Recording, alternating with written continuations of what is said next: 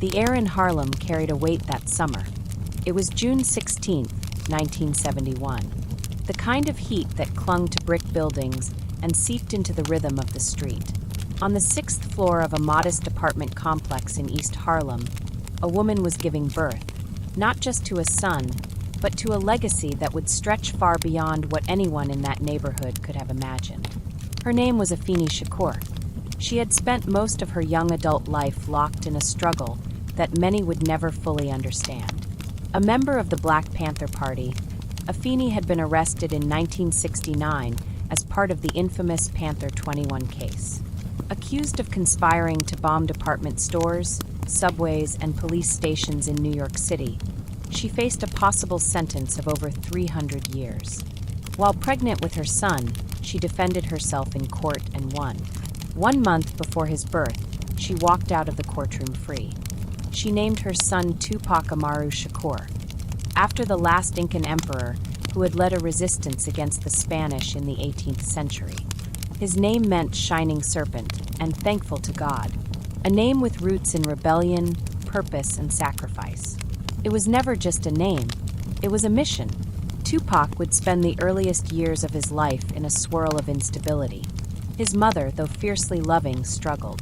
The Black Panther legacy came with a price, both political and personal. They moved often, sometimes with family, sometimes not. At times they had no fixed address. Tupac didn't grow up with the kind of security most children have. Instead, he was raised in an atmosphere where every decision felt urgent, where survival came before comfort, and where trust was a rare luxury. He rarely saw his father. Though listed as William Garland, his biological father had drifted away before he was born. Instead, different male figures would pass through his life, some more stable than others. His mother's political associates, former Panthers, cousins, and friends helped raise him in pieces. None would stay permanently. Each left their own impression. Even as a child, Tupac had a presence about him. He was observant, unusually sensitive to the moods of people around him. Adults noted how he listened. Not just heard, but really listened. He absorbed everything. Words, tensions, glances. Nothing passed by unnoticed. When he was around 12, Afeni moved them to Baltimore. By then, Tupac had already begun to write poetry. His notebooks were filled with verses, lines about pain, identity, and survival. In Baltimore, something shifted. He was accepted into the Baltimore School for the Arts, a place that felt entirely different from anywhere he'd known. There, he studied acting, ballet, poetry, and music. He played Travis in a school production of A Raisin in the Sun. He danced as the Mouse King in The Nutcracker. He performed Shakespeare in class. And for the first time in a long time, he had something close to stability. He thrived in that school, not just academically, but socially. He befriended Jada Pinkett, a fellow student who remained a lifelong confidant. Teachers described him as charismatic, intense, and highly intelligent. He stood out not just because of his talent, but because of the way he carried himself. There was an urgency in everything he did, like he knew time wasn't something he could waste. Outside of school, however, things were different. Baltimore in the late 1980s was unraveling. The economy was weak, the streets were hard, and crime was rising fast. Crack cocaine had already started to devour entire neighborhoods. Police were often more feared than trusted, and the tension between young black men and authority figures was a daily reality. Tupac saw it all, and it sharpened his perspective. The gap between what he was learning in school and what he saw on the streets became a permanent part of his inner conflict. Then, in 1988, just as he was beginning to find his voice as an artist, Afeni decided to move again. This time to Marin City, California, just outside San Francisco. The move was jarring. Tupac left behind the community he'd built in Baltimore and found himself starting over once more. Marin City was a working-class town with a reputation for being rough around the edges.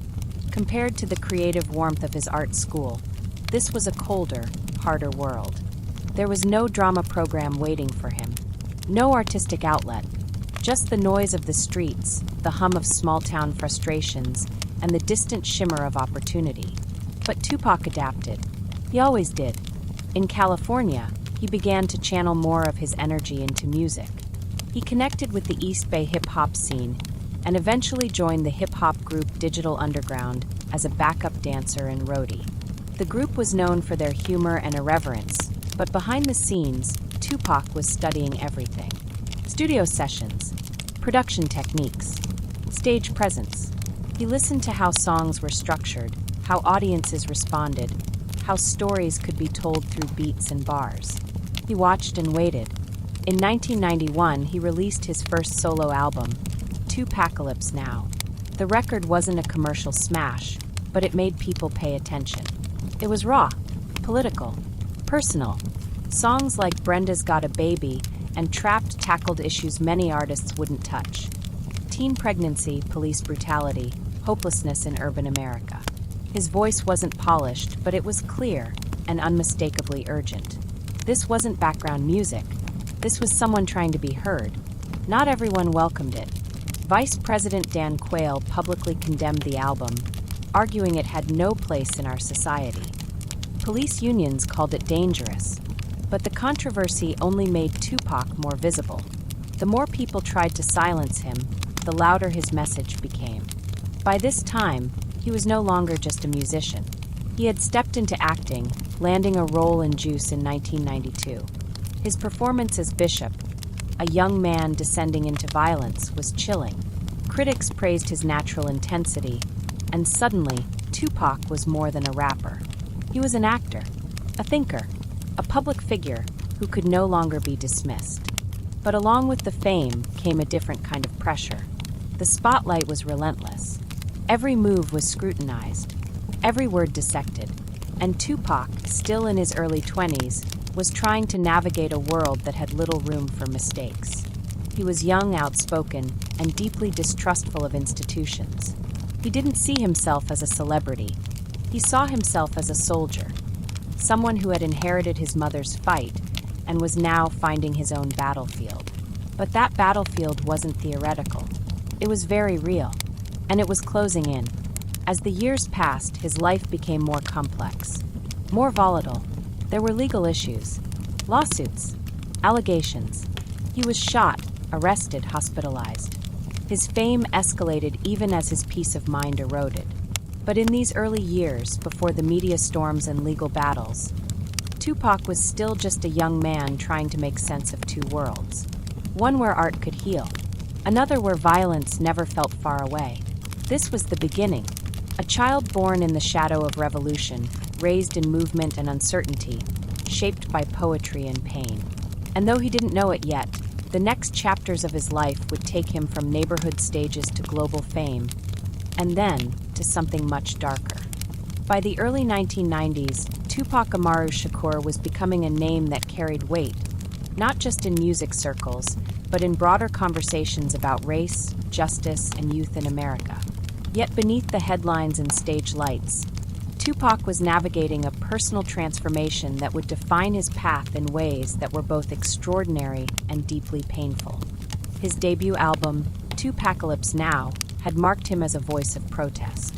It was filled with sharp, sometimes unsettling reflections of what he saw as the truth, about the police, about poverty, about the conditions he and so many others had been born into.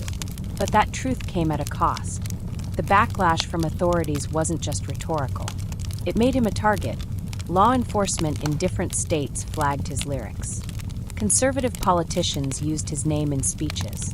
His words, intended to shine a light on injustice, were painted as threats. Tupac, only 20 at the time, responded the way he knew how, by leaning deeper into his message. He didn't retract anything. If anything, the criticism made him more committed to telling uncomfortable truths. But as the spotlight intensified, so did the pressures from all sides. Fans expected him to be a revolutionary. Labels expected him to sell records. And inside, he was still just a young man, trying to find a way through the chaos. His second album, Strictly for My Niggaz, released in 1993, showed a more refined but still aggressive Tupac.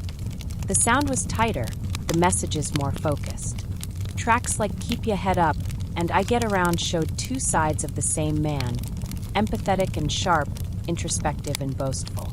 His contradictions weren't hidden. They were right there in the music. Off stage, his life began to fray at the edges. Tupac was no longer just a witness to violence. He was increasingly surrounded by it. He began spending more time with people who lived close to the edge. Gang members, dealers, men with histories as hard as his lyrics. Some were childhood friends. Others were new faces drawn to his rising fame.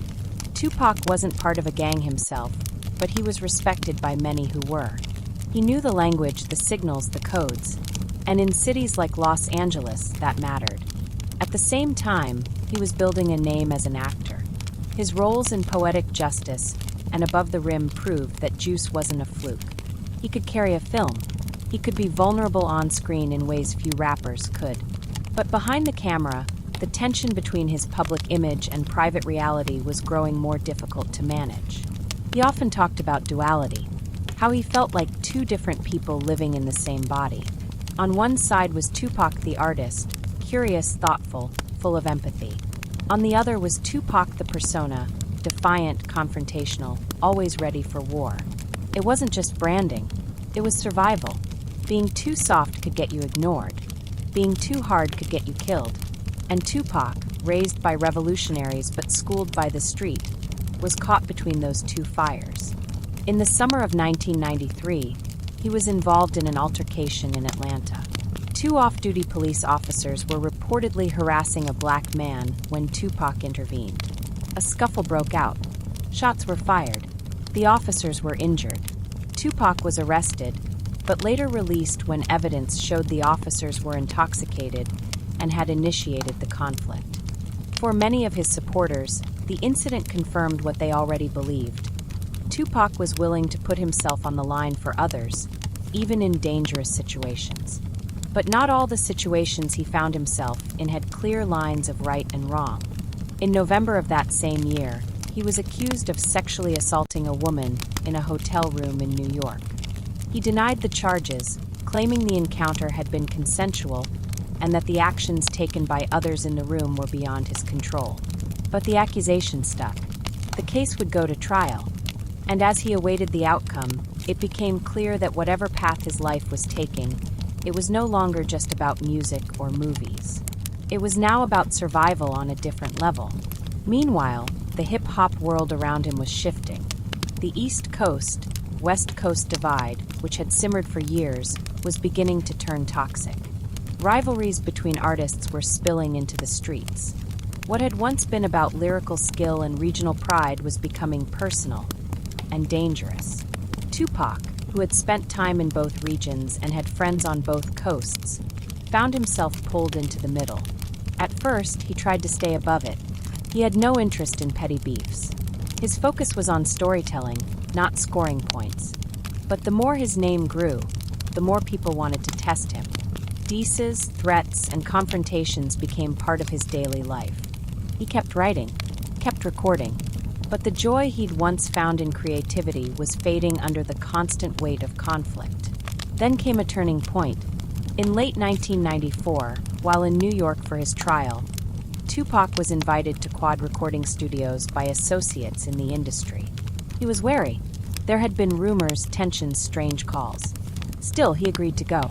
As he entered the building, 3 men ambushed him in the lobby. He was shot 5 times, once in the head, once in the groin, and 3 times in the leg. He survived, but everything changed. He believed it was a setup, that someone he trusted had lured him there. And he believed it was connected to people in the music industry, not just street enemies. It wasn't just an attack on his body. It was a betrayal. From that moment on, his trust in others, already thin, was gone.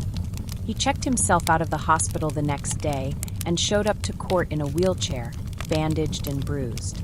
The image was unforgettable. A man on trial for his freedom, freshly wounded, wheeled into a courtroom with defiance in his eyes. To some, it was madness. To others, it was power.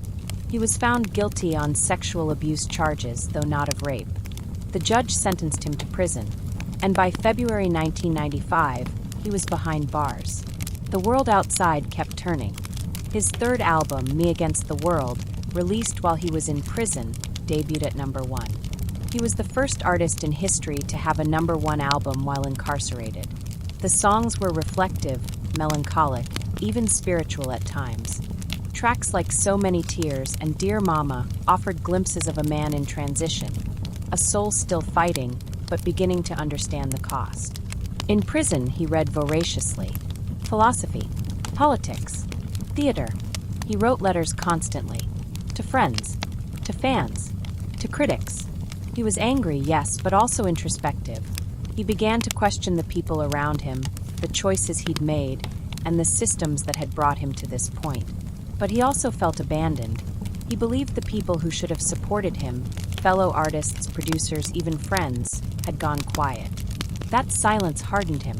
It didn't matter that he was still charting on Billboard. In his mind, he was alone.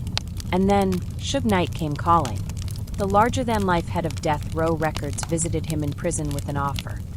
If Tupac signed with the label, Knight would post his bail, $1.4 million, and get him out. Tupac agreed. Within weeks, he was released. And just like that, he walked back into the world with a new alliance, a new label, and a renewed sense of purpose. But the man who walked out of prison wasn't the same man who'd gone in. He was more guarded, more combative, and more determined than ever to make his voice impossible to ignore. The next chapter of his life, fast, furious, and tragic, was already beginning to unfold. When Tupac Shakur stepped out of Clinton Correctional Facility in October 1995, the world was watching. News cameras trailed him. Fans cheered. Journalists speculated. But the man himself seemed distant, quieter than before. His body was free, but his eyes told another story, something deeper, wearier. He had not emerged untouched. Death Row Records had paid his way out. Suge Knight had walked him past the prison gates. And with that exchange, a new chapter of Tupac's life had begun. One laced with loyalty, power, pressure, and shadows that grew darker by the day. Tupac moved to Los Angeles and immediately entered the studio. The urgency was unmistakable. He recorded track after track with near-manic energy. In just 2 weeks, he completed enough material for an entire double album. That album would become All Eyes on Me, and with it, Tupac's image began to harden. The record was polished, loud, and unapologetically aggressive. It was the first major project under Death Row, and it signaled a clear shift. Gone were the poetic interludes of Tupacalypse Now. In their place came songs soaked in paranoia, fury, and defiance. The tone was different now. Life was no longer about survival. It was about retaliation. Tupac was surrounded by new faces. Some from Suge Knight's inner circle, others tied to gangs, particularly the mob Piru Bloods, with whom Knight was closely affiliated. The studio sessions were guarded. Men with guns lingered in doorways. Conversations were clipped. Even friends noticed a difference in him. He wasn't just rapping. He was living inside the persona he had once created. This wasn't performance anymore. This was war. He believed people had tried to kill him.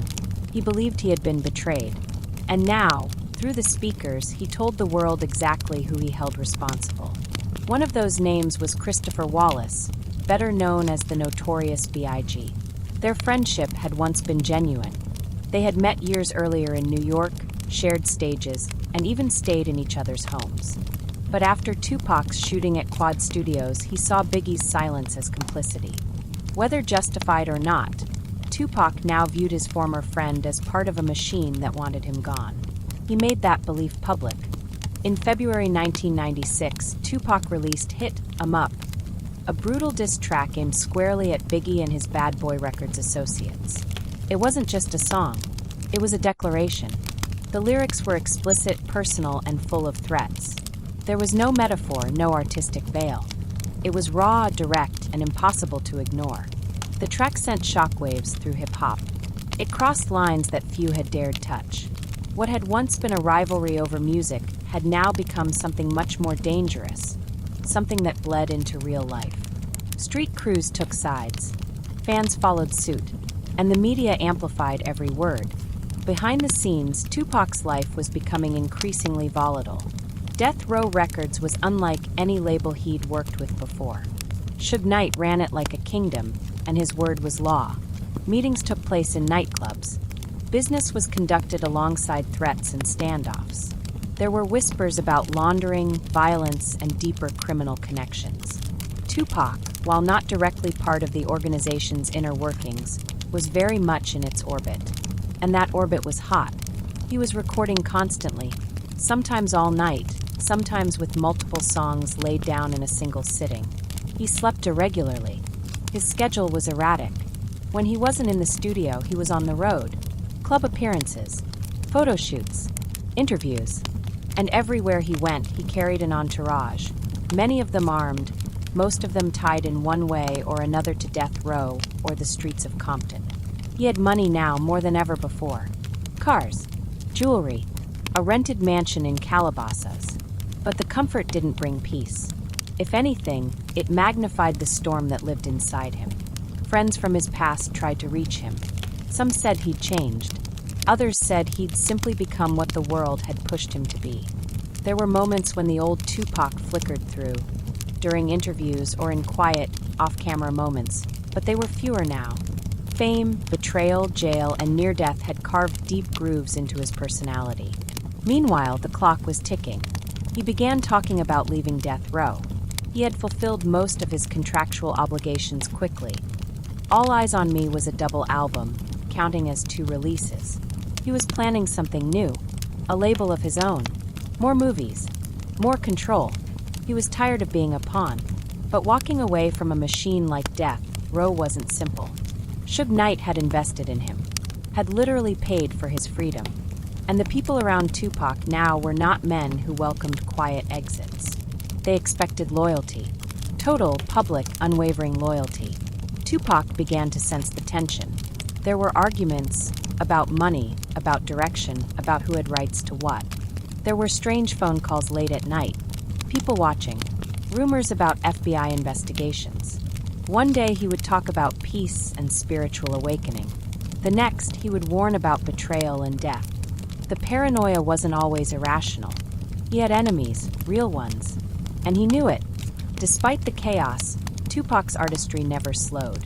He had begun recording under a new name, Machiavelli. Inspired by the Italian philosopher Niccolò Machiavelli, Tupac admired his ideas about strategy, deception, and power. He was drawn to the idea of resurrection, reinvention, even faking death. In some of his final writings, he referenced Machiavelli's belief that a ruler must be feared more than loved. It was a transformation in motion. The Machiavelli album, officially titled The Don Illuminati. The 7-Day Theory was dark, urgent, and more spiritual than his previous works. Recorded in just 1 week, it felt like a farewell of sorts. He spoke about death often, about betrayal, about legacy. There was no polish, no commercial compromise, just raw thoughts set to music. It was as if he knew the end was near, or had at least accepted that possibility. During this period, Tupac also began dating Kid Ada Jones, the daughter of Quincy Jones. She brought a sense of calm into his life. They were close. Those who knew them said he had begun talking about marriage, about slowing down, starting fresh. It was one of the only areas in his life that didn't feel wrapped in tension. Still, the world around him was closing in. He was constantly shadowed by armed security. Friends worried about his safety. Industry insiders speculated that something was coming, something big. But no one knew when or how. Then came Las Vegas. A weekend trip, a Mike Tyson fight, a planned appearance at Club 662, Suge Knight's private venue. Tupac flew out with his entourage. He was in high spirits, laughing, wearing a silk Versace shirt, driving a black BMW with Knight at the wheel. It was supposed to be just another show, another night, but things were already in motion. And by the end of that night, Tupac would be clinging to life. The desert air that day was dry, thick with heat, the kind that clings to the skin and slows everything down. Las Vegas was buzzing with the energy of fight night. On September 7, 1996, Mike Tyson was scheduled to box Bruce Seldon at the MGM Grand. It was one of those events that pulled celebrities, athletes, and artists into one orbit. Big names converging under the bright lights, dressed sharp, cameras flashing, voices loud. Tupac Shakur was among them. He arrived in Vegas earlier that day, accompanied by Suge Knight and a loose entourage of friends, security, and death row associates. Some of them were Bloods affiliated with Knight. Others were simply hangers-on, present because of the orbit Tupac now moved in. His mood, by most accounts, was light. He was animated, laughing, gesturing in that expressive way he always had. There was a sense of celebration in the air. Mike Tyson, a close friend of Tupac's, was expected to win easily, and quickly. Tupac wore a white tank top under a blue overshirt and tan khaki pants. Gold chains, a Rolex, his signature nose ring. He looked relaxed but focused. In his hotel room at the Luxor earlier that afternoon, he had taken calls, made loose plans, and spoke about music. That night, he was supposed to perform at Club 662, the nightclub owned by Suge Knight. A private party was being prepared. Flyers had already gone out. The fight at the MGM was quick, less than 2 minutes. Tyson knocked out Selden in the first round. The arena erupted. Tupac was thrilled, excited by the win. He stood up, cheering with the rest of the crowd. The energy was electric. But moments after leaving the ring area, everything changed. As Tupac and his entourage moved through the casino lobby of the MGM Grand, they encountered a man named Orlando Baby Lane Anderson. Anderson was a known Crip from Compton, and earlier that year, he had been involved in an altercation with a death row associate. He had allegedly snatched a chain bearing the label's logo from one of Suge Knight's men. Tupac recognized him. Surveillance footage captured what happened next. Tupac, flanked by members of his entourage, confronted Anderson. Without hesitation, he lunged toward him, throwing the first punch. The scuffle escalated quickly. Punches, kicks, a brief storm of bodies. Hotel security moved in. Anderson was left on the ground, bruised but not seriously injured. Tupac walked away from the fight, energized and flushed with adrenaline. To him, it may have felt like a statement, defending the people he saw as family, showing that he wouldn't back down. But there was a cost to that decision, a moment of street loyalty that would echo far beyond that hotel hallway. After the fight, the group left the MGM and returned briefly to the Luxor, where Tupac changed clothes. Now in a black button-down shirt, black jeans, and wearing a bulletproof vest, although notably he would take the vest off before they left again. They headed toward Club 662 in a convoy of vehicles. Tupac rode in the passenger seat of Suge Knight's BMW 750IL sedan. Windows down, music playing. They drove down Las Vegas Boulevard, passing the glowing marquees and the rows of tourists walking in and out of casinos. It was just past 11 p.m. At a red light at the intersection of Flamingo Road and Koval Lane, a white Cadillac pulled up on the passenger side. Inside that Cadillac were 4 men. The windows rolled down. A hand emerged with a firearm. Then another. In the span of seconds, a burst of gunfire erupted, rapid, precise, close. Tupac was struck multiple times. One bullet hit him in the chest, piercing his right lung. Another in his pelvis. Others grazed his arm and thigh. Shattered glass, stunned silence, then chaos. Suge Knight, though grazed by debris, attempted to drive away, making a sharp U-turn before pulling over near the entrance of the MGM Grand. Police and paramedics arrived quickly. Tupac was still breathing but slipping fast. He was taken to University Medical Center of Southern Nevada, where trauma surgeons began emergency procedures. He was sedated and placed on life support. Outside the hospital, a crowd began to gather. Fans, reporters, death row staff, family. The mood was tense. Not just grief, but fear. There were whispers that more violence might follow. Police presence increased. Officers were stationed at entrances. The press circled like hawks, but information was scarce. Inside, Tupac's condition worsened. Doctors removed his right lung in an attempt to control internal bleeding. He was heavily sedated, kept in a medically induced coma. Afeni Shakur arrived and took charge of medical decisions. She remained by his bedside, calm and quiet, asking staff for privacy and strength. For 6 days, Tupac fought. He never regained consciousness. Friends came and went. Some prayed. Some cried. Others just sat silently, trying to absorb the reality they hadn't yet accepted. The hospital was under guard. Even inside those sterile hallways, there was a sense of danger, as if violence might break through the doors at any moment. On the afternoon of September 13, 1996, Tupac Shakur was pronounced dead. The official cause: respiratory failure and cardiopulmonary arrest, caused by the gunshot wounds he had sustained 6 nights earlier. He was 25 years old. News of his death traveled quickly. Radio stations broke programming. MTV switched to rolling coverage. Outside the hospital, a crowd formed. Candles, signs, quiet sobs. For many, it wasn't just the loss of a musician. It felt like a cultural rupture. Tupac had been more than his albums. He had been a symbol, a contradiction, a mirror. And now he was gone. Back in California, his body was cremated. The ceremony was private, quiet. Only close friends and family were present. There was no public funeral, no memorial with speeches or cameras. Afeni had made that decision. Her son, she believed, had given enough of himself to the world. But the questions had only begun. Who killed Tupac Shakur? Why was he targeted? And what would happen next? The morning after Tupac Shakur's death, Las Vegas looked no different. The lights still blinked across the strip. Tourists wandered in and out of casinos. Taxi engines idled. Room service trays clinked down quiet hallways. But for those who knew Tupac, or simply listened to him, something fundamental had shifted. For many fans, it didn't feel real. Tupac had survived before.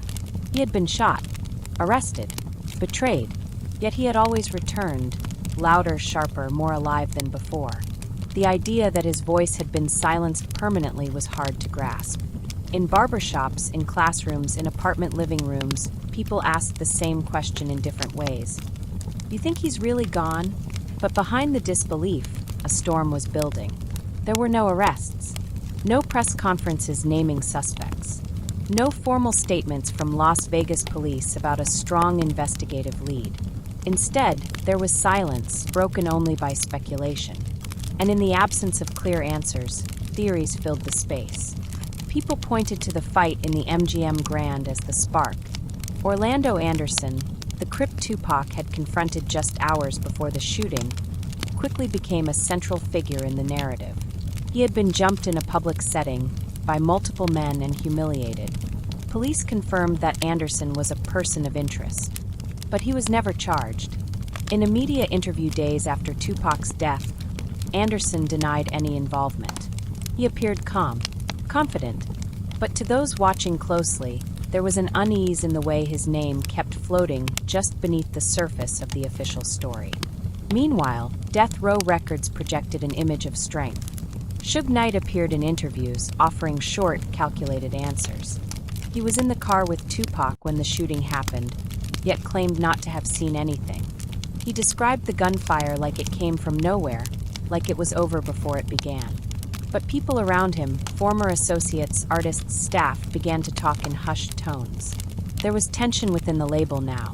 Rumors spread that Tupac had wanted to leave Death Row, that he was preparing to launch his own label, Machiavelli Records, that he was demanding more control, more transparency, more ownership. Those close to the situation said he had become frustrated, disillusioned, and though he'd been loyal in public behind closed doors, he was planning an exit. The timing of his death made that harder to ignore. And then there was the feud, the East Coast/West Coast rivalry that had evolved far beyond music. After Tupac's shooting at Quad Studios in 1994, he had accused people in New York of setting him up.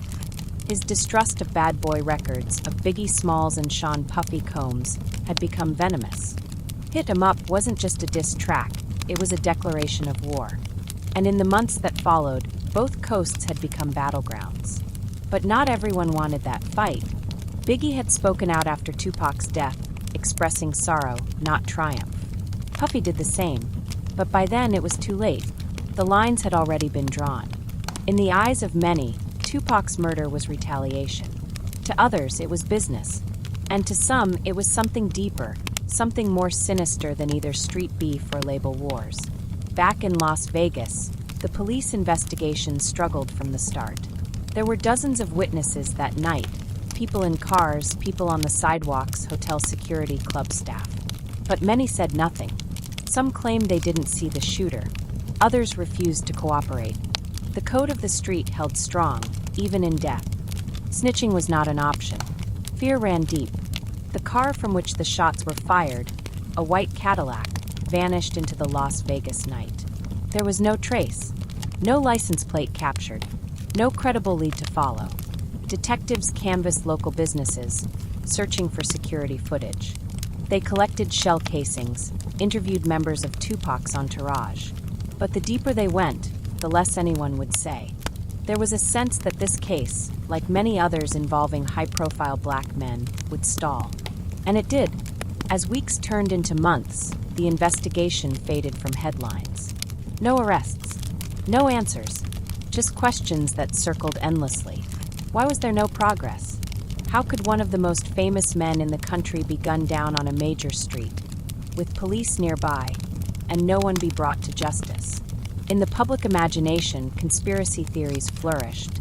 Some believed Tupac had faked his death.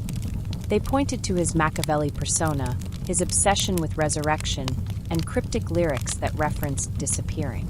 Others blamed the government, believing he had become too powerful, too political, too dangerous.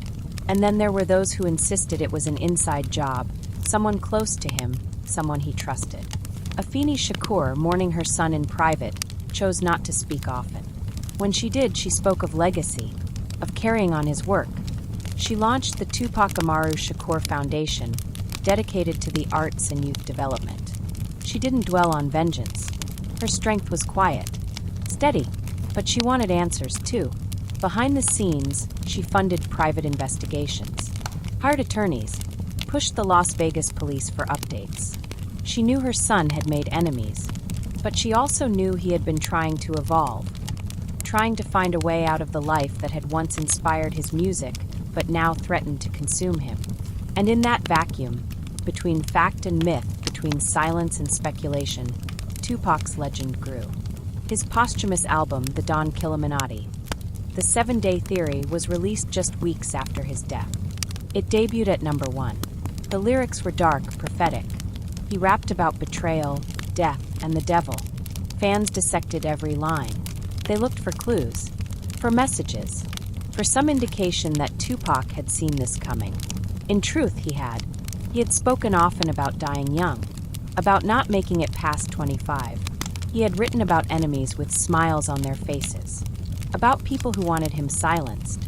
And whether those warnings were intuition or fatalism, they became gospel to his followers. He was gone, but everywhere. Murals went up in cities across the country. His face stared out from magazine covers, t-shirts, bedroom posters. His voice echoed from car speakers, bedroom radios, headphones on long bus rides. Interviews were replayed, speeches reanalyzed. In death, Tupac had become more than a man. He had become a symbol of something greater, something that couldn't be explained easily or contained neatly. But the truth of his murder remained, and still remains, unsolved. The story was far from over, because across the country, in quiet corners and late-night meetings, a chain reaction was already in motion, and it would not stop with Tupac. In the weeks that followed Tupac Shakur's death, the world did not slow down. The entertainment machine kept spinning. Albums continued to drop. Magazine covers rotated. Awards shows went on as scheduled. But for many within hip-hop, and even more within the communities that had loved him, there was a heavy quiet that lingered under the noise. People were watching each other differently. Tupac had not just been a rapper. He had been a cultural accelerant. When he entered a room, the atmosphere changed. When he released a song, people didn't just listen, they felt summoned. And now, that presence was gone. But not its echo. The shock had not yet faded when another tremor hit. On March 9, 1997, almost exactly 6 months after Tupac's murder, Christopher Wallace, known as the Notorious B.I.G., was shot and killed in Los Angeles. The timing was brutal. The parallels were undeniable. Like Tupac, Biggie was in a car. Like Tupac, he was leaving a crowded event. And like Tupac, he was pronounced dead hours later, his killer never caught. What had started as an artistic rivalry was now, undeniably, a body count. Police denied any formal connection between the two killings, but almost no one believed they were unrelated. Tupac and Biggie had been seen as dual poles of a larger war, two faces in a conflict that reached far beyond music. Their deaths locked them together in myth, and left behind a silence that was almost louder than anything they'd recorded. Back in Las Vegas, the investigation into Tupac's murder had stalled. The original detectives assigned to the case made few public statements. Their leads had gone cold. They cited lack of cooperation, a wall of silence from those present. No hard evidence, no usable surveillance. The Cadillac had never been found. The shell casings didn't yield fingerprints. No one had seen enough, or admitted to it. Behind closed doors, some investigators admitted they were overwhelmed. They lacked access to the gang networks involved. They didn't know who to trust, and the case had become too high profile to handle quietly. Each step forward came with pressure. Theories flooded the phone lines. The truth was murky. Some even suggested that certain witnesses had been deliberately ignored. At the center of many of these theories was Orlando Anderson.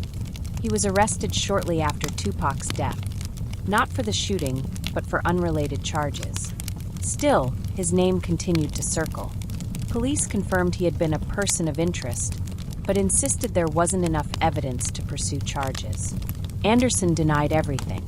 In interviews, he maintained he hadn't followed Tupac, hadn't fired a gun, hadn't even left the MGM that night in any kind of hurry. But the streets whispered differently. People who had grown up with Anderson, who had moved in the same Compton circles, believed he had something to prove after the casino beating. To them, revenge was not abstract. It was routine, and a public attack like that, caught on camera, demanded an answer. That answer, they believed, came hours later, on a stretch of Las Vegas pavement, in the flash of muzzle fire from a white Cadillac. But whispers weren't evidence, and as months passed, the official investigation remained idle. Meanwhile, Faceless Shakur continued her own efforts. She pushed forward with civil cases. She organized community events in her son's name. She met with lawyers, activists, and journalists. But the weight of the silence never lifted. For Suge Knight, life changed as well, but not in the same way. He was still visible, still in control of death row. But cracks had begun to show. The label's momentum slowed. Artists left. Financial audits were ordered. Lawsuits piled up. And the scrutiny around Knight's role in Tupac's life and death only grew. Some asked why he had survived the shooting unscathed. Others wondered what Tupac had meant when he began distancing himself from death row in the months before his death. There were rumors he felt boxed in, watched, manipulated. Friends said he had become more paranoid, not just about rivals, but about those standing beside him. Then there was the music, the Don Killuminati. The 7-day theory dropped in November 1996, barely 2 months after his death. It was raw, urgent, and laced with anger. Some lyrics seemed aimed at his enemies. Others sounded like warnings. There were references to betrayal, to death, to God. It was as if Tupac had recorded his own eulogy. The album wasn't just successful, it was mythologized. People dissected every line for clues. Some thought Tupac had predicted his own murder. Others believed he was still alive, hiding somewhere, watching it all unfold from a distance. The theories grew wilder, fed by odd coincidences and cryptic lyrics. But while the world searched for symbols, the people closest to him were still grieving. Jada Pinkett, a childhood friend, spoke in interviews about the Tupac she had known. The sensitive poet, the curious actor, the teenager who had never imagined living past 30. Quincy Jones, whose daughter Kidada had been engaged to Tupac at the time of his death, described the young man he had come to see as family. And Kidada herself, in rare comments, spoke of their last days together. Tupac had been happy in Vegas, she said. They were planning things. Quiet things. Not just music, but life beyond it. That dream never reached daylight. In 1998, Orlando Anderson was killed in a gang-related shootout in Compton. He was 23. His death ended any possibility of him facing formal charges in connection to Tupac's case. Police offered no further comment. The trail, such as it was, had gone cold again. Years passed. Investigative journalists began their own probes. Former detectives came forward with claims of corruption. Some said Suge Knight had enemies within his own camp. Others alleged law enforcement failures, buried leads, intentional neglect. No one could agree on a single truth.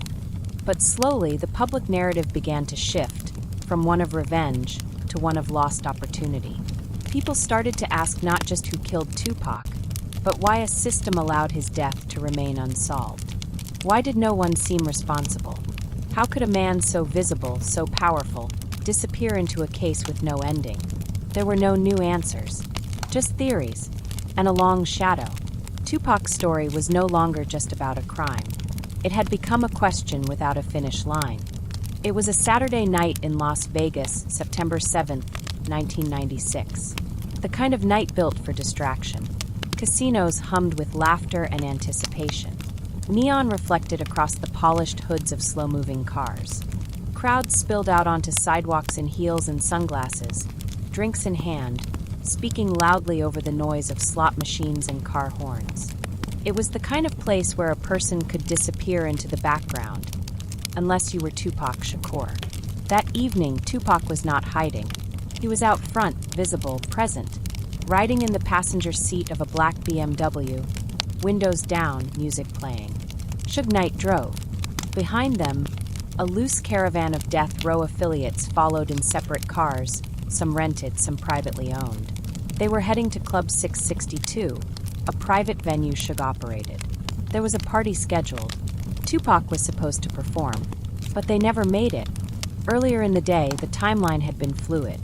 Tupac and Suge had arrived in Las Vegas for the Mike Tyson fight at the MGM Grand. The plan was loosely sketched: watch the fight, then head to the club. Security was informal. The entourage didn't travel in bulletproof cars. They had no official bodyguards flanking them on motorcycles. There were no earpieces or rehearsed exit plans. This was 1996, not 2023. Even the biggest stars moved differently then. After Tyson's first-round knockout of Bruce Seldon, Tupac and his group lingered in the casino lobby. It was in that moment that they encountered Orlando Anderson. The meeting was not random. Anderson had been on the radar since earlier that year, when he allegedly assaulted a Death Row Records affiliate and snatched a chain bearing the label's emblem. In the world Tupac now moved through, that kind of insult didn't fade quietly. Revenge wasn't just expected. It was built into the rhythm of the culture surrounding him. Tupac threw the first punch. It was sudden, quick, captured on grainy surveillance footage from the MGM's security cameras. Others joined in. Kicks, shouts, a blur of bodies. Anderson ended up on the ground. The fight lasted less than 30 seconds. Security broke it up. No one was arrested, but the damage had been done. There was no doubt about who had been involved. Anderson knew, and the people with him knew. After the fight, Tupac returned to the Luxor Hotel. He changed clothes, removing the bulletproof vest he had been wearing earlier that day. Accounts suggest he was in good spirits, talkative, laughing, teasing others in the room. Plans were still on for the club appearance. The atmosphere didn't feel tense. Not yet.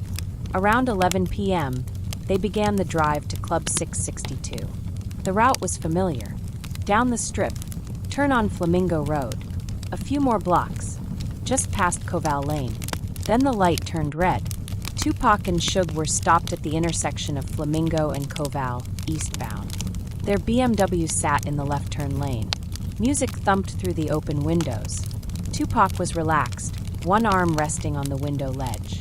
He exchanged words with a group of women in a car to his left, casual, flirtatious. He smiled.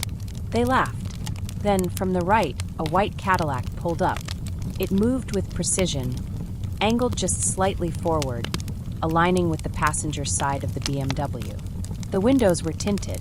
Accounts vary on how many people were inside, 4, possibly 5. Witnesses say the rear passenger window rolled down. What happened next lasted no more than 15 seconds. The shooter opened fire through the window, first rapid shots, then a pause, then more. It wasn't spray and pray. It was targeted, deliberate. Bullets tore into the side of the BMW, striking Tupac multiple times. One pierced his right lung, another struck his pelvis, others grazed his thigh and chest. Suge Knight, by some miracle, was only hit by shrapnel, a fragment of glass or metal. The car's windshield cracked, the interior filled with smoke and confusion. People nearby heard the shots. Some thought it was firecrackers. Others dropped to the ground. In the moment after the last shot, the white Cadillac sped off, disappearing into the Las Vegas night with no license plate clearly captured, no immediate chase, no reliable witness willing to follow. Suge Knight, disoriented and bleeding from his head, attempted to drive away. He made a U-turn and managed to get as far as the Las Vegas Strip before being pulled over by bicycle police, who flagged the car down, unaware at first who they had just stopped. Paramedics were called. Tupac was still conscious when they reached the scene, though slipping fast. He was loaded into an ambulance and rushed to the University Medical Center of Southern Nevada. Sirens cut through the night. Crowds began to form. At the hospital, trauma surgeons began immediate work. Tupac was placed in a medically induced coma. His injuries were extensive. Doctors removed his right lung in an attempt to stop internal bleeding. He was placed on a ventilator. Monitors beeped. Tubes snaked around the bed. Faceless Shakur arrived soon after.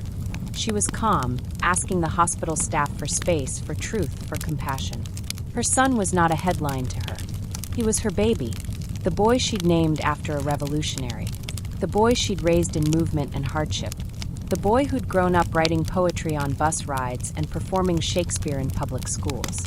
Now he was silent. For 6 days he lingered. Family members came and went. Friends visited. Some sat in silence.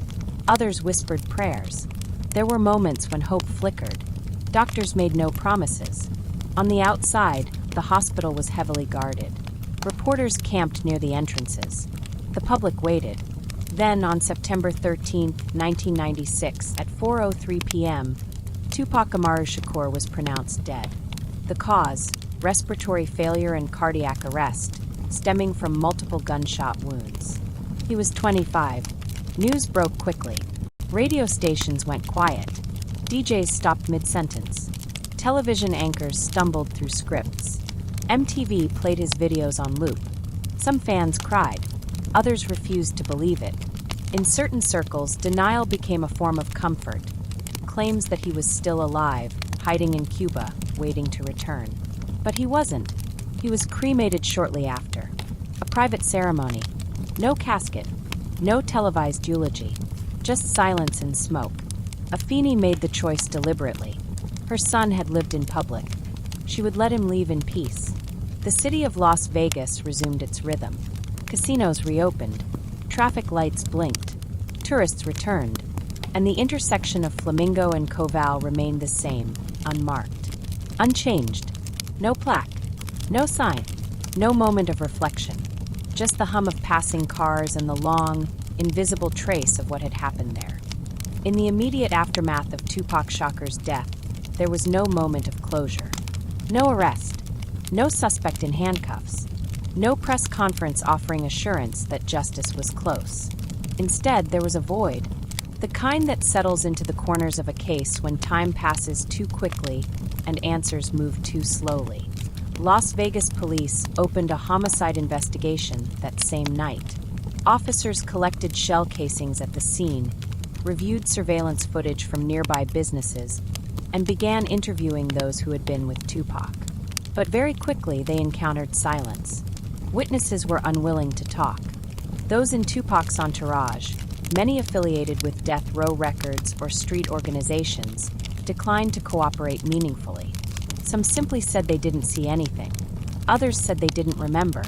The code of silence, familiar in neighborhoods touched by cycles of retaliation, extended into the walls of the hospital, the homes, and the industry itself. The only consistent description of the shooter's vehicle was vague: a white late-model Cadillac. No license plate number, no distinct identifiers, and no one had followed it. Within days, the trail began to cool. The police department, unaccustomed to navigating gang networks from Compton or South Central Los Angeles, struggled with access. They reached out to the LAPD and the Compton Police Department for intelligence, but internal rivalries and jurisdictional boundaries slowed the process. Behind closed doors, investigators had a name: Orlando Anderson. He was the young Crip from Compton involved in the altercation at the MGM Grand just hours before the shooting.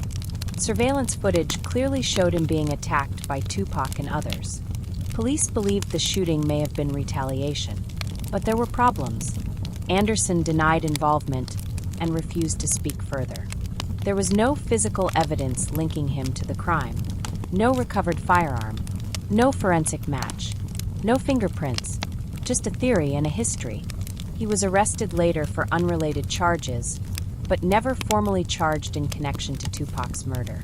The case against him, if it ever existed in full, stayed quiet. Meanwhile, pressure on the Las Vegas Metropolitan Police Department grew. The murder had gone global. Headlines ran for weeks. Fans demanded answers. Reporters asked hard questions. But the official narrative was empty. The department held a few brief statements and then stopped talking. The lack of updates led many to believe the case had already been abandoned. In truth, it hadn't been closed, but it was adrift. Suge Knight, who had been driving the car and was seated beside Tupac during the shooting, also gave little to investigators. He said he hadn't seen the shooter. The angle, the lights, the sound, everything had happened too fast. He kept his answers short, flat. The public grew suspicious. Why was the man seated inches from Tupac untouched? Why hadn't anyone from death row come forward with details? Was it fear, loyalty, or something more complicated? The press began to ask these questions too, but the deeper they looked, the murkier the picture became. Death Row Records was under its own strain. Internal tensions, lawsuits, and investigations into financial misconduct had already begun. Suge Knight was facing legal pressure on multiple fronts. Artists were leaving.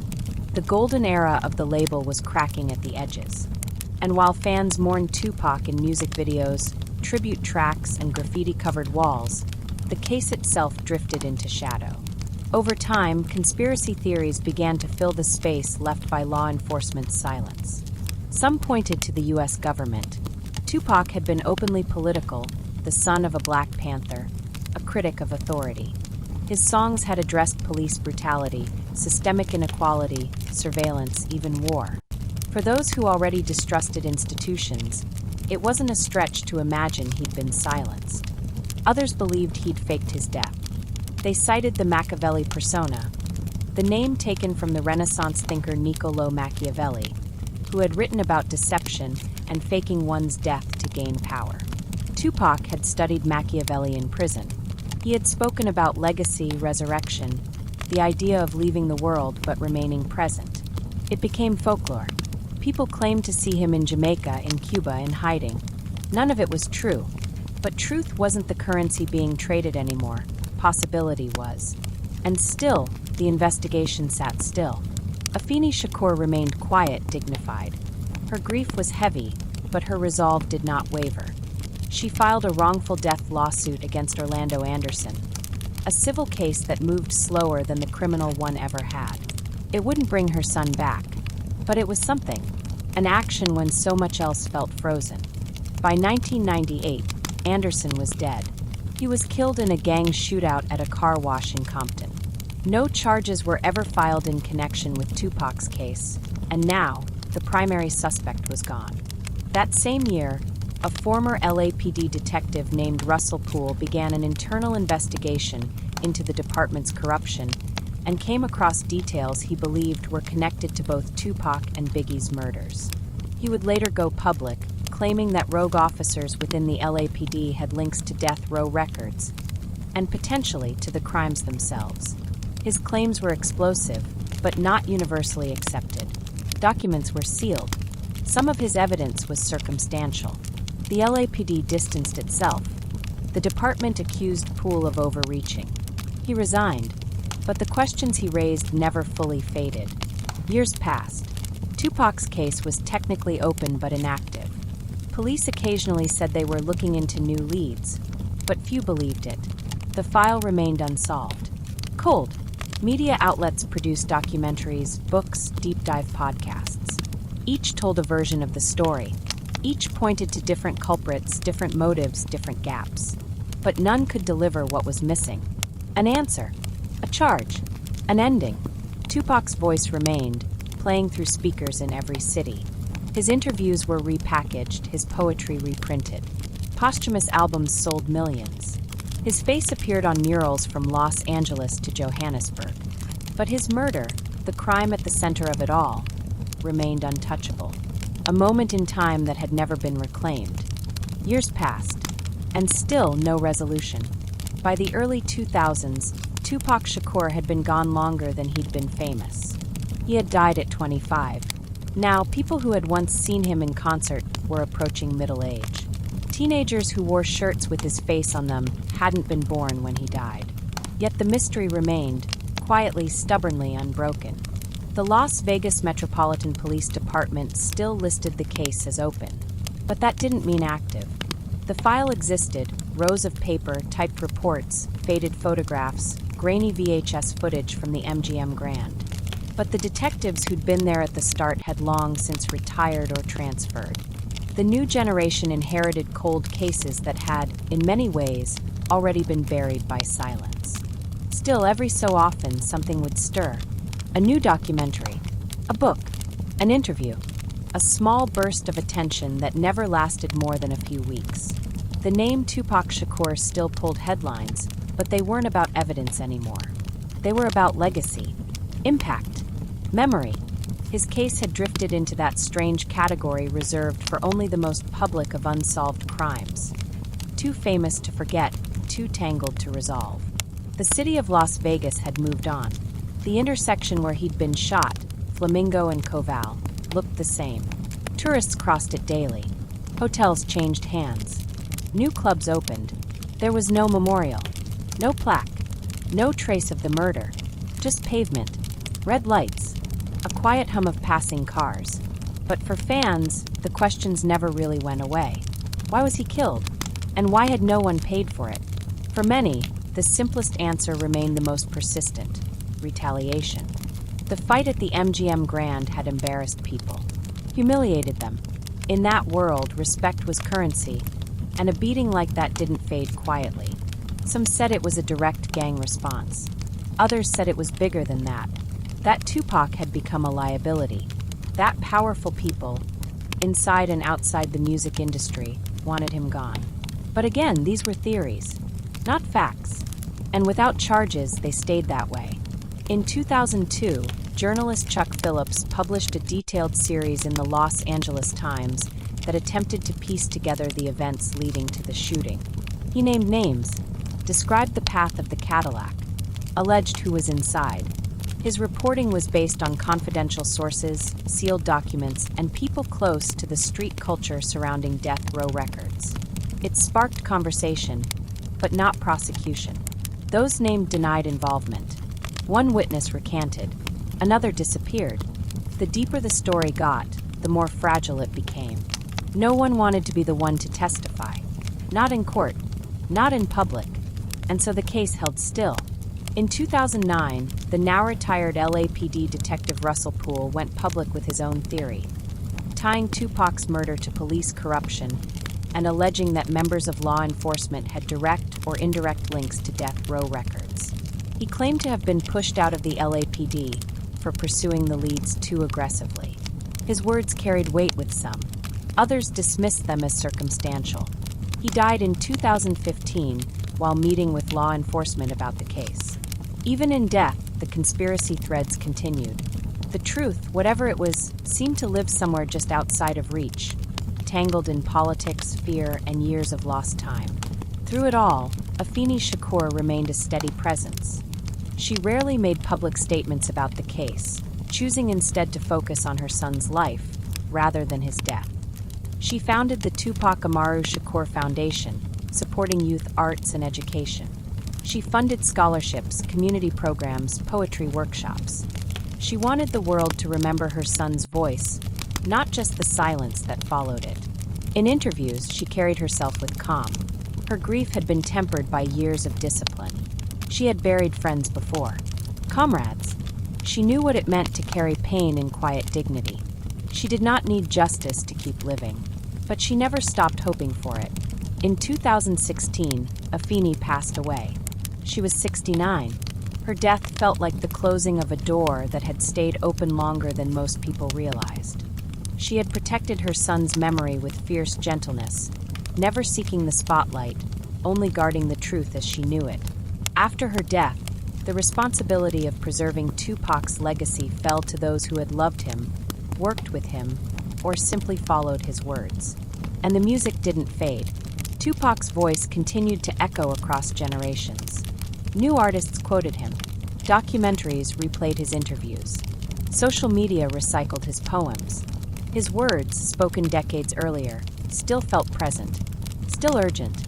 "Reality is wrong," he once said. "Dreams are for real." In some ways, that sentence captured everything about how people remembered him. As someone who had lived inside contradictions. Poet and fighter, lover and rebel. A man who dreamed of peace, but could not escape violence. A voice of the people who died with no one speaking for him in court. But in the public, people spoke for him in other ways. Street murals, college lectures, film tributes, university classes studying his lyrics alongside Shakespeare's. He had become more than an artist. He was now a prism. Each person who looked at Tupac saw something slightly different: activist, martyr, prophet, victim, icon. And somewhere beneath all of that was a real person. A man whose murder remained unsolved in a quiet file cabinet in Las Vegas. For law enforcement, the momentum was gone. The leads were buried under decades. Witnesses had scattered. The shooter, whoever he was, had walked away clean. And for most of the world, the silence around Tupac's death had settled into something permanent. Until years later, it was suddenly broken again. In the quiet desert city of Henderson, Nevada, on a warm July evening in 2023, a search warrant was executed at a modest home. The address was unremarkable, nestled in a suburban neighborhood just outside Las Vegas. Inside, investigators collected items: computers, hard drives, photographs, and a copy of a memoir titled Compton Street Legend. The home belonged to the wife of Dwayne "Kefty" Davis. For decades, Davis had been a name whispered in connection with Tupac Shakur's murder. A former member of the South Side Compton Crips, he had long been suspected of involvement in the 1996 drive-by shooting. Yet, no charges had ever been filed. The case had remained cold, a lingering question mark in the annals of unsolved crimes. But the search of Davis's home signaled a shift. 2 months later, on September 29, 2023, Davis was arrested and charged with murder in connection to Tupac Shakur's death. The arrest was a seismic development in a case that had haunted the public consciousness for nearly 3 decades. Authorities alleged that Davis orchestrated the shooting, acting as the shot caller who ordered the attack. While he was not accused of pulling the trigger himself, prosecutors contended that his role in planning and facilitating the murder made him culpable. The arrest was not entirely unexpected. In his memoir, Davis had openly discussed his presence in the vehicle from which the fatal shots were fired.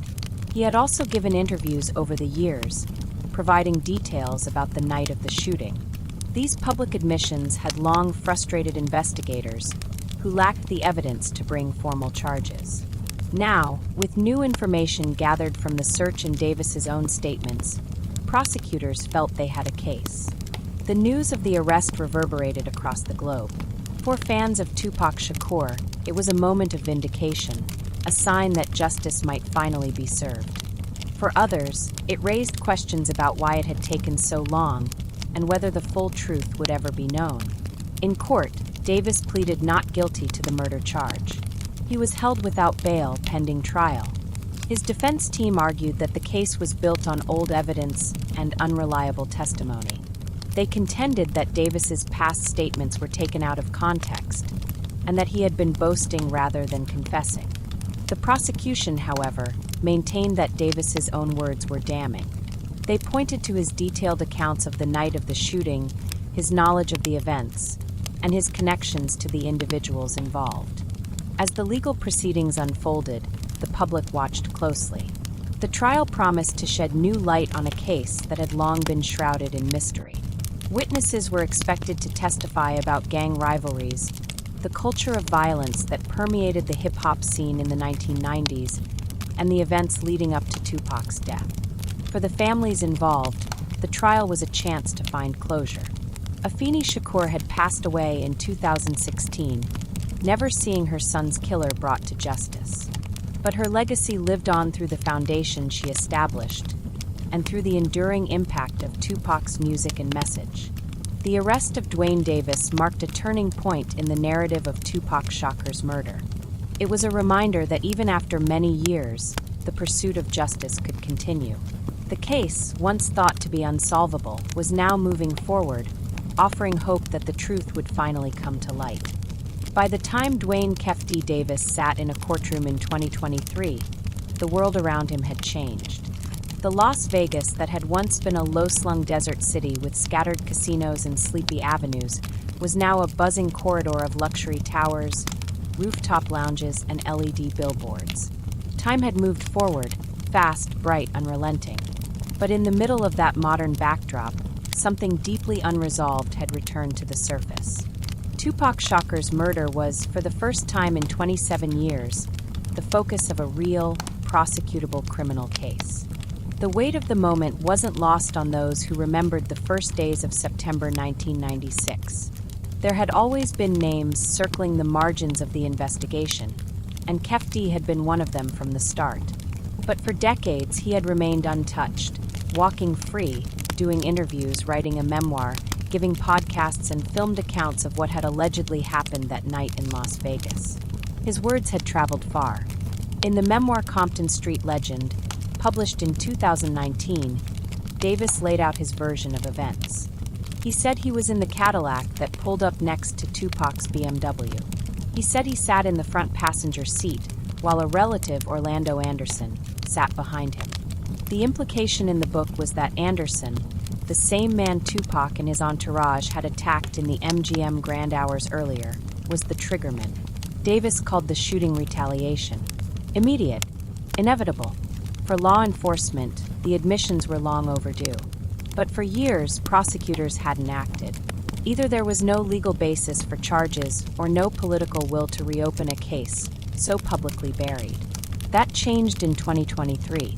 The details of what prompted the renewed interest were not all made public, but it was clear something had shifted. A search warrant was executed at the Henderson home of Davis's wife. Items were taken: phones, computers, written material. Interviews were re-reviewed. Past statements were pulled from books, videos, and recordings. The old evidence was looked at with new eyes. When Davis was indicted, it was not on the grounds of pulling the trigger, but on the basis of organizing the attack. Prosecutors alleged that as the senior figure in the car, and as an admitted high-ranking member of the South Side Compton Crips, Davis had given the green light. Under Nevada law, that was enough to charge him with murder. At the courthouse, he appeared older than most remembered. His shoulders had softened, his hair grayed, but his presence still drew attention. Reporters gathered outside. Some fans watched silently. Others asked why it had taken this long. The courtroom itself was quiet. No shouting, no spectacle, just process. Davis pleaded not guilty.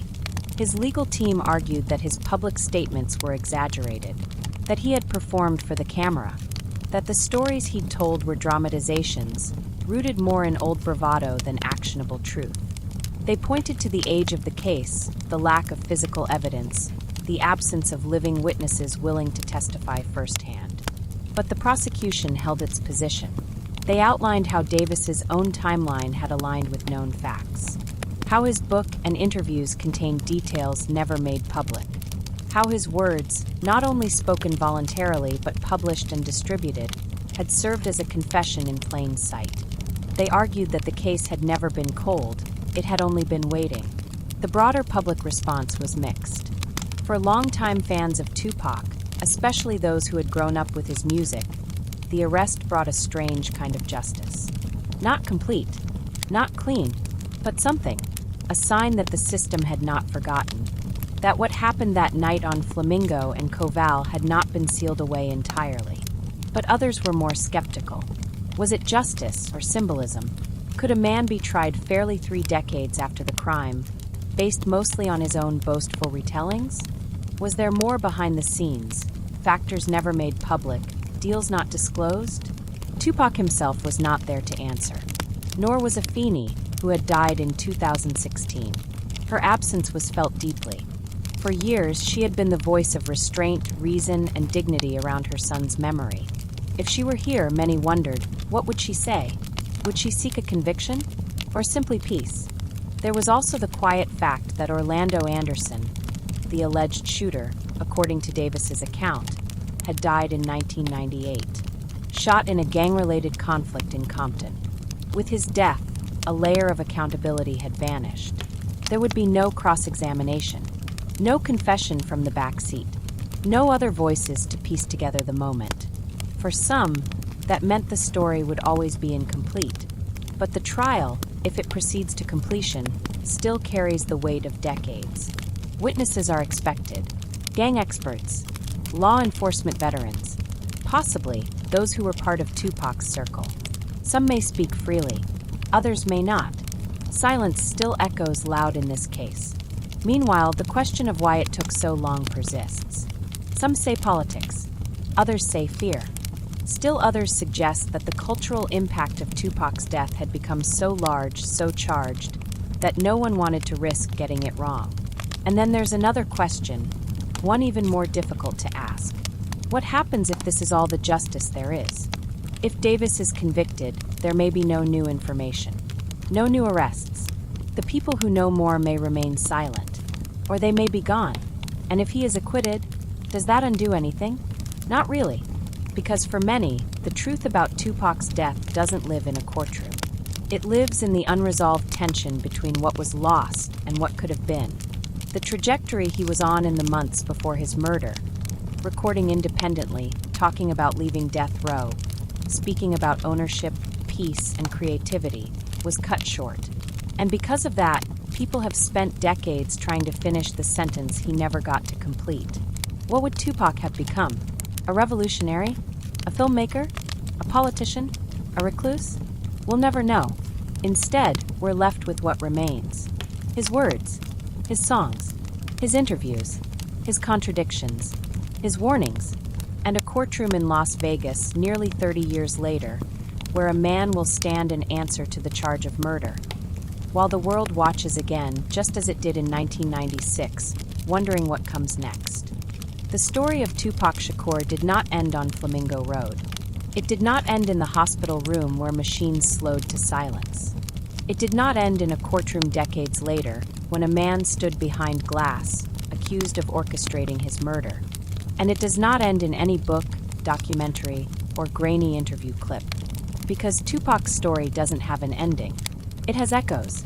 They exist in ways that are easy to see, in murals, tributes, film portrayals, college lectures. But they also exist in quieter spaces, in the way people still quote him when speaking about injustice, in the lyrics that new artists borrow, in the cautionary tales told by people who remember what it meant to live in that world, fast, loud, and fragile. In life, Tupac had often spoken about death, not in a poetic or romantic way, but directly, casually almost, as if he had accepted early on that his time would be short. He said it in interviews, in lyrics, in conversations with friends. There was a sense that he was building something urgent, something that needed to be said before his voice was taken. And in a way, he did. His catalog, more than a dozen studio albums, compilations, and unreleased tracks, continues to reach new listeners. For many, the music is timeless not because of its polish, but because of its honesty. Tupac rapped as someone trying to figure things out in real time. There was no mask, just a young man trying to reconcile what he saw with what he felt. And what he saw was complex. He saw the damage poverty did to communities. He saw how institutions failed people who looked like him. He saw how masculinity was performed in ways that left no room for softness. He saw how fame did not protect a person, it only made their target bigger. And yet, in that same world, he also saw beauty. In his poetry, in his activism, in his love for his mother, in the way he treated creativity as a form of resistance. He wasn't always consistent, but he was always real. Tupac's contradictions were part of his appeal. He could be compassionate and combative, hopeful and haunted, 1 minute speaking about revolution, the next caught in a legal battle. Some viewed this as hypocrisy. Others saw it as humanity. Few who knew him well ever described him as simple. Over the years, his legacy evolved. He was inducted into the Rock and Roll Hall of Fame. His handwritten lyrics were displayed in museums. His image appeared on murals in Johannesburg, Tokyo, Sao Paulo. University courses studied his impact not just on music, but on political thought, cultural criticism, and African American identity. To some, he was the greatest rapper of all time. To others, he was a prophet. But to those closest to him, he was still just Tupac. The boy Afeni raised while on the run. The teenager who read Shakespeare on the school bus. The actor who wrote love poems on hotel stationery. The friend who showed up at 3 a.m. with ideas, with questions, with stories. There is sadness in the way his life ended. Not just because of the violence, but because of what he was beginning to see. In his final interviews, there was a shift. He spoke about leaving the industry, about peace, about accountability, about returning to the quiet parts of life he had lost along the way. He never got to finish that turn. Instead, the public was left to carry his unfinished evolution through interpretations, guesses, and tributes. And in the absence of closure, myths took hold. Theories of escape, of fake death, of coded messages. But those who knew him never needed myths. They remembered a man, imperfect, brilliant, restless. And over time, something else happened. The rivalry that had helped shape so much of his final years, the divide between East Coast and West Coast, faded. Younger artists collaborated freely. The lines of regional conflict blurred. Biggie's mother, Valletta Wallace, and Afeni Shakur even appeared together at award shows. Two mothers, two sons, both taken too soon. Their quiet unity spoke louder than any headline ever had. And yet, the legal questions never fully disappeared. The arrest of Dwayne Davis in 2023 reopened old wounds. For some, it brought validation. For others, frustration. The case, even with new developments, still felt incomplete. With Anderson long dead and others unwilling to speak, the full story of what happened that night may remain just out of reach. But maybe closure isn't about answers. Maybe it's about remembering what mattered most. Tupac wanted to be heard, not just as an artist, but as a person. His music was a form of testimony, his way of telling the world what it felt like to be alive in the body he was born into, under the weight of history he didn't choose. And he was heard, across decades, across languages, across borders. His voice, once almost silenced, still plays. In cities where sirens echo at night, in classrooms where poetry is taught, in headphones worn by kids who weren't yet born when he died, but who feel what he meant anyway.